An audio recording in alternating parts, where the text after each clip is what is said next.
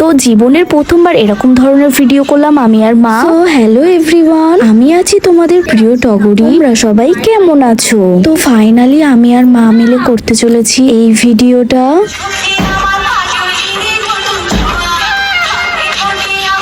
আর এই ভিডিওটা করতে গিয়ে এতটা প্রবলেমে পড়তে হবে আগে ভাবিনি। কোনটা হচ্ছে, এই গানটা সিলেক্ট করার আগে আমার ভাবা উচিত ছিল আমার সাথে আর একজন পার্টনার লাগবে। দাঁড়িয়ে থাকতে থাকতে ভাবতে ভাবতে দেখলাম আমার মা পেছনে রান্না করছে। আমি মাকে টেনে টেনে ধরে নিয়ে চলে এলাম, চলো আমার সাথে এই ভিডিওটা করবে। আর মা তো কিছুতেই রাজি ছিল না, তাও অনেক বলার পরে রাজি হয়েছে।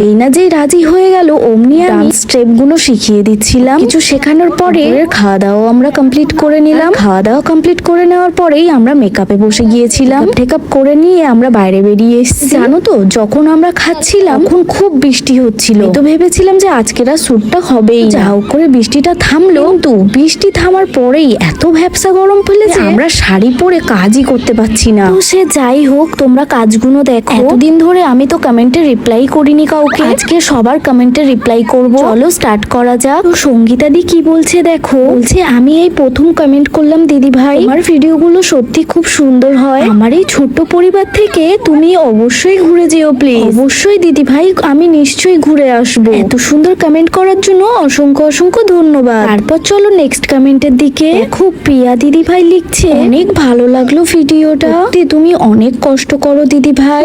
দিদি ভাই এত কষ্ট করি, কেউ আমার কষ্টের ফলই দেয় না। ভিডিওটা দেখেই লাইক কমেন্ট করেই চলে যাও, শেয়ার অব্দি করো না। সত্যি আমার খুবই খারাপ লাগে। তারপর দেখো ওদের সাথে গল্প করতে করতে আমার অর্ধেক শুট কমপ্লিট হয়ে গেছে। লোকেশনটায় এসে একটা শট নেওয়ার পরে পায়ের ধারে জোঁকের বাচ্চা ভর্তি হয়ে গেছে। আমার সত্যি জোঁক দেখে খুবই ভয় লাগে। কাউকে দেখে ভয় না পাই আর পাই, আমি জোঁককে দেখে খুবই ভয় পাই।